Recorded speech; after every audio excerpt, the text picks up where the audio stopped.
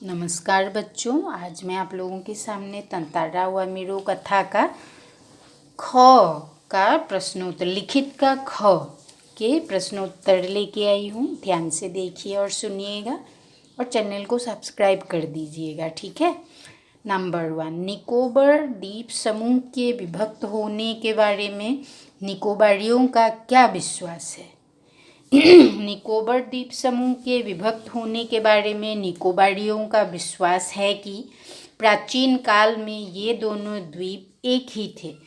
इसके विभक्त होने में तंतारा और वामिरों की प्रेम और उनकी त्यागमयी मृत्यु है, जिसके कारण एक प्राचीन प्रथा लुप्त हो गया। गांव के बाहर या दूसरे गांव में लड़कियों का विवाह करवा सकते थे। तंतारा ने क्रोध में आकर उसका तलवार धरती पर घोंप दिया था और जब तलवार को खींचकर निकालने की कोशिश की तब जमीन 2 हिस्से में बंट गई। नेक्स्ट क्वेश्चन है नंबर 2, तंतारा खूब परिश्रम करने के बाद कहाँ गया। वहाँ के प्राकृतिक सौंदर्य का वर्णन अपने शब्दों में कीजिए। उत्तर, तंतारा खूब परिश्रम करने के बाद समुद्र के किनारे पर टहलने गया। वहाँ का प्राकृतिक सौंदर्य अत्यंत मनमोहक था।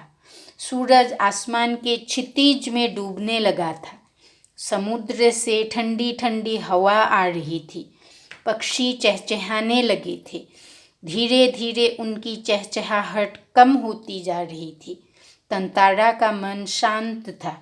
विचारमग्न तंतारा समुद्री बालू पर बैठकर सूरज की अंतिम रंग बिरंगी किरणों को देखने लगा था। ठीक है बच्चों, उसके बाद नंबर 3, तंतारा से मिलने के बाद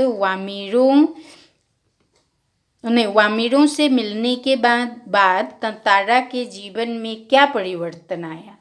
देखो उत्तर, वामिरों से मिलने के बाद तंतारा के जीवन में अनेक परिवर्तन आया। वह अपना सूझ बूझ खोने लगा। वह सम्मोहित होने लगा। वह बार बार वामिरों को गाना गाने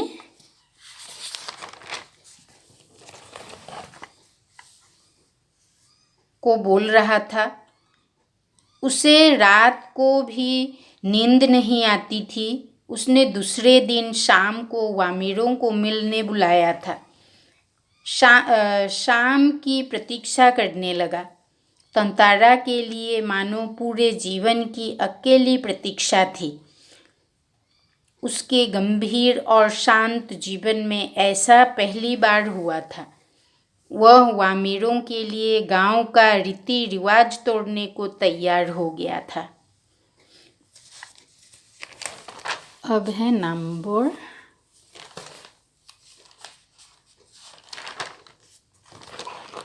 4।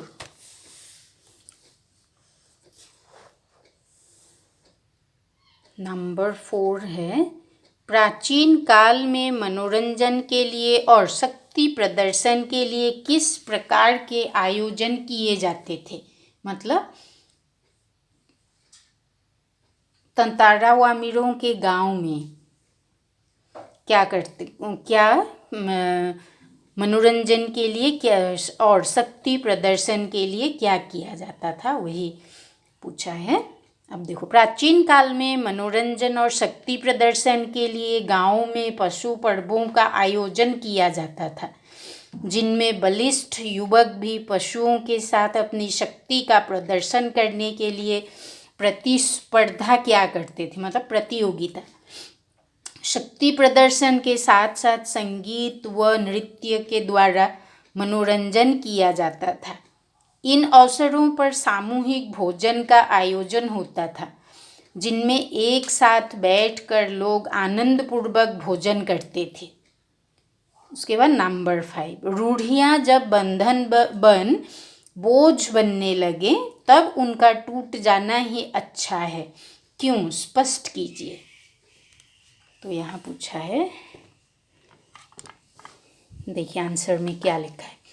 रूढ़ियाँ और बंधन समाज के अनुशक्त मुक्ति और अनुशासित करने के लिए बने होते हैं, मतलब समाज को अनुशासित करने के लिए बने होते हैं। परंतु जब इन्हीं के कारण मनुष्यों की भावनाओं को ठेस पहुंचने लगे और ये जब बोझ बनने लगे तो उनका टूट जाना ही अच्छा होता है।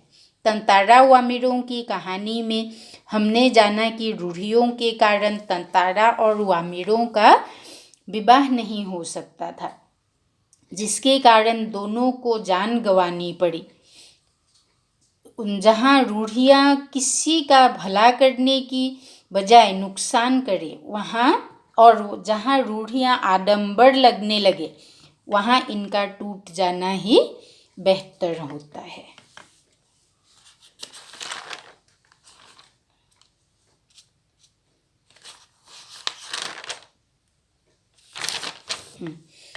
ठीक है, इतना ही क्वेश्चन आंसर इतना ही है। आप लोग ध्यान से देखिए, वीडियो को अच्छी तरह से सुनिए और चैनल को सब्सक्राइब कर दीजिए।